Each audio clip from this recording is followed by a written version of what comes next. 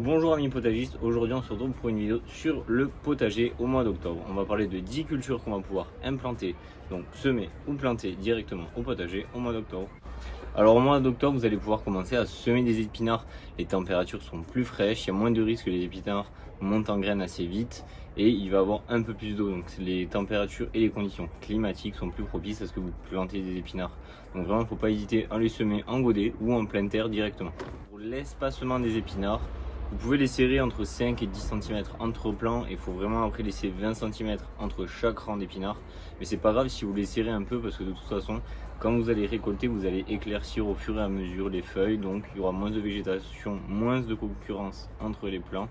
Donc il n'y a pas de souci si vous les serrez un peu, c'est pas grave.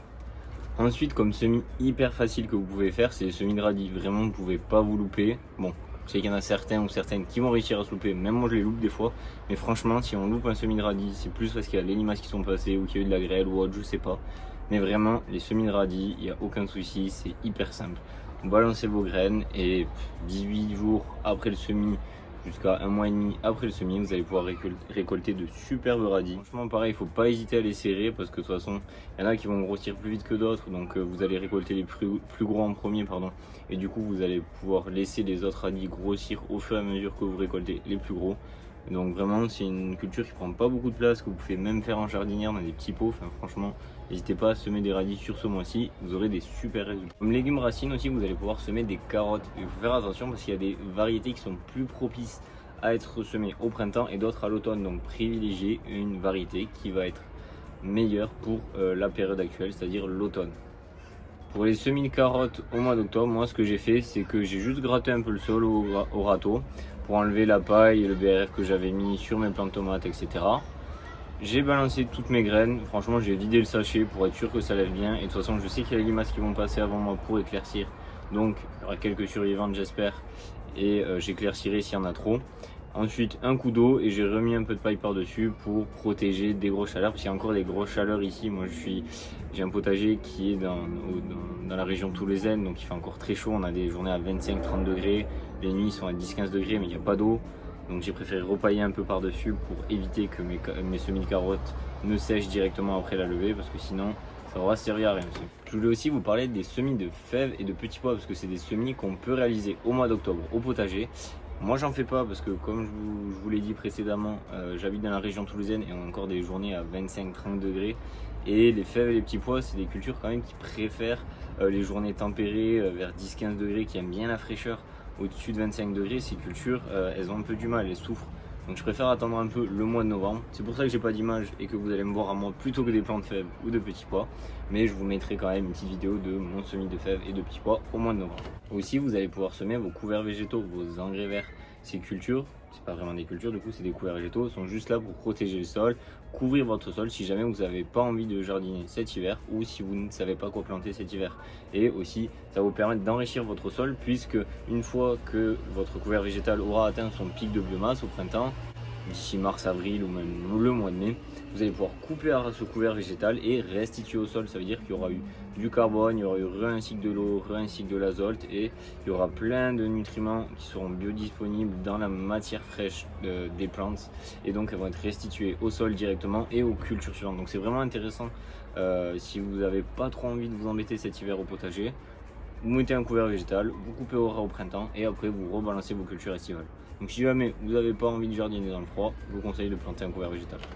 Pour ce qui est des plantations en potager en octobre, vous allez pouvoir planter tous les choux, toutes les variétés, espèces de choux, du brocoli, du chou cabu, du chou, enfin vraiment tous les choux. Je ne vais pas faire la liste, elle serait un peu longue, mais vraiment vous allez pouvoir planter toute une variété de choux divers et variés et là il faut se faire plaisir. N'hésitez pas à bien les espacer par contre, 50 à 60 cm minimum les choux parce que ça grossit bien, c'est un gros réseau racinaire et c'est assez gourmand, donc n'hésitez pas à bien les espacer. 50 à 60 cm entre plants et 50 à 60 cm entre les rangs. Vous allez aussi pouvoir planter des oignons et des échalotes. Moi j'en ai planté quelques-unes, une bonne cinquantaine de chaque. Donc là je me suis pas embêté, j'ai un sol assez meuble parce que j'ai fait beaucoup d'apports de matière organique. Je les ai juste enfoncés dans le sol et après petit à petit je rebalancerai du compost grossier dessus pour l'hiver. Ça va bien pousser, ça va bien donner, je récolterai au printemps ces bulbes. Pour continuer sur les bulbes, il y a une autre aliacée que vous allez pouvoir planter c'est l'ail. L'ail, c'est la même famille que l'oignon et l'échalote. Et vous allez pouvoir en planter au potager au mois d'octobre. Moi, j'attends encore un peu parce qu'il fait encore un peu chaud. Et l'ail, pareil, ça aime bien les températures assez douces. Ça fait, là, il faut savoir que vraiment, ça commence à bulber, on dit, à faire du bulbe vraiment gros quand il y a des températures assez fraîches, parce qu'il faut que ça mette en réserve, pardon. La tige va mettre en réserve dans les bulbes quand il va commencer à faire froid pour la saison prochaine. Donc là, il fait encore un peu chaud chez moi, donc j'attends. Mais si chez vous, vous avez des températures plus fraîches qu'ici dans le sud de la France, vers Toulouse, n'hésitez pas à planter de l'ail. Avec les températures plus clémentes du mois d'octobre, en théorie, vous allez pouvoir planter quelques aromatiques, que ce soit des plantes aromatiques annuelles ou vivaces. Vous allez pouvoir planter de la ciboulette, du persil, de la coriandre, du sauge, thym, romarin, enfin toutes celles-là, pour qu'à l'automne elles commencent à bien s'enraciner et qu'au printemps prochain elles fassent beaucoup de feuilles, beaucoup de feuillage, beaucoup de parties aériennes que vous allez pouvoir récolter. C'est le même principe que pour certaines autres cultures, telles que les artichauts, les fraisiers, les framboisiers ou autres petits fruits rouges tels que les groseilles. Vous allez pouvoir les planter actuellement au mois d'octobre et même jusqu'à fin novembre pour que ces plantes-là fassent de la racine à l'automne et un peu pendant l'hiver et prennent bien place à l'endroit où vous allez les planter, et pour qu'au printemps suivant, elles commencent à bien faire de la végétation, à débourrer, à vous donner des récoltes. Donc vraiment, si vous aimez tout ce qui est artichaut, fraisier, etc., il faut vraiment en planter, c'est la bonne période. Voilà, c'est tout pour moi pour cette vidéo. Je vous ai donné les 10 cultures que vous allez pouvoir implanter au potager sur le mois d'octobre. Donc maintenant, c'est à votre tour de jouer. Je vous invite à aller dans votre jardin et à vous amuser avec vos plantes. A bientôt, salut!